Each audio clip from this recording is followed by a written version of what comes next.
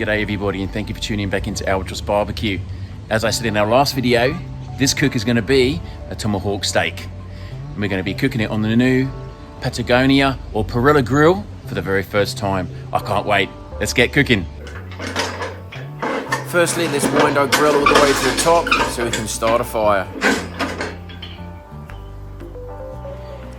I'm placing some oak kindling into the bottom to build a nice base, get plenty of oxygen into the fire for the coals to burn nice and hot.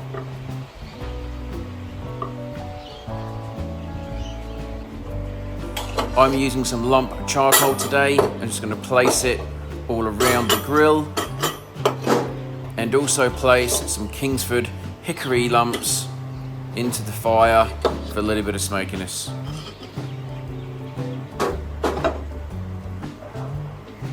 Place yourself a few fire starters randomly around. It'll get this fire going once we light it.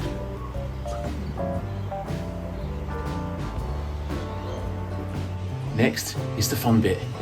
Let's light a fire.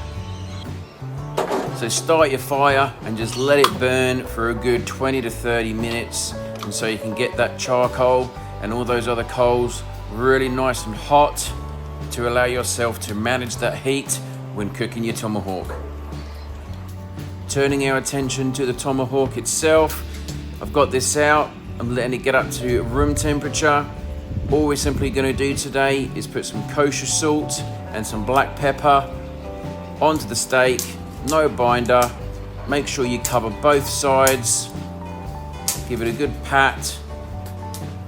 Also make sure you put some onto the edges, and anything that's left, just roll it up and make sure all sides of the steak is covered.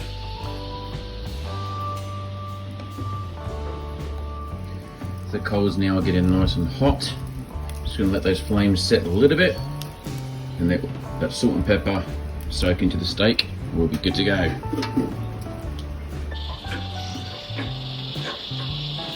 Now that my fire is really burning nicely and I'm getting some good heat, I just want to get my grill at the right height.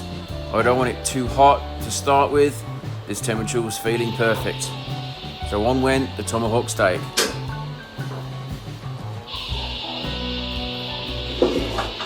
I also decided before we got started just to throw on a couple of bits of hickory to give some additional smokiness into the cook.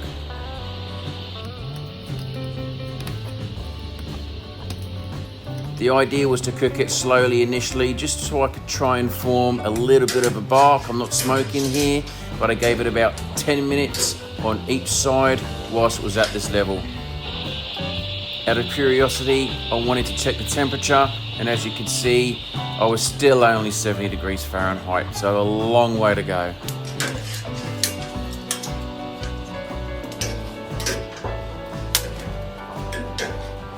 As you can see, the fat was starting to drip down, and once I got to 100 degrees Fahrenheit internal cooking temperature, that's when I decided to drop it down just a little bit. Not too much, I wasn't ready for searing yet.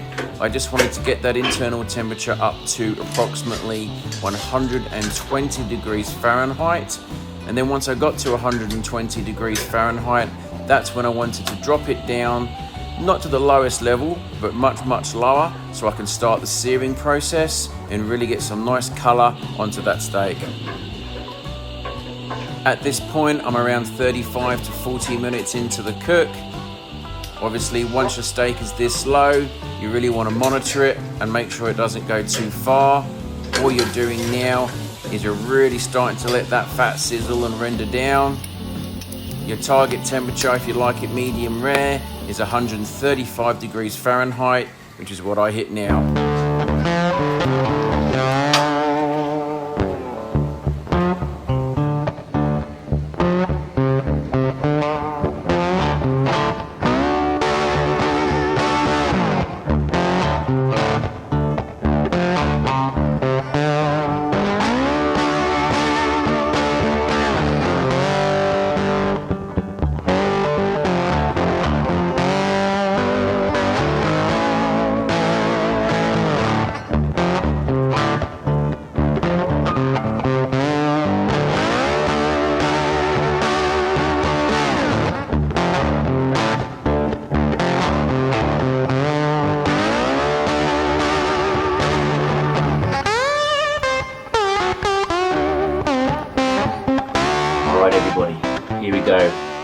tomahawk steak.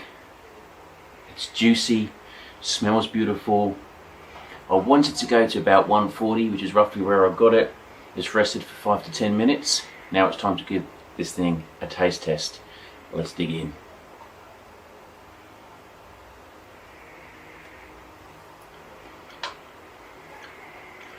It's juicy. Really, really juicy and full of flavour. The kosher salt, the black pepper, the fat which is rendered through on the steak, still dripping. Absolutely beautiful. I love my perilla already. I'm looking forward to many more cooks. Thanks for watching, guys. We'll see you in the next one.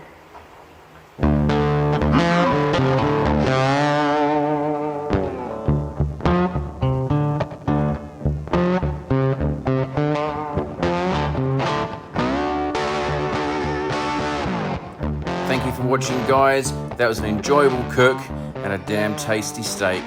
We'll see you again in the future.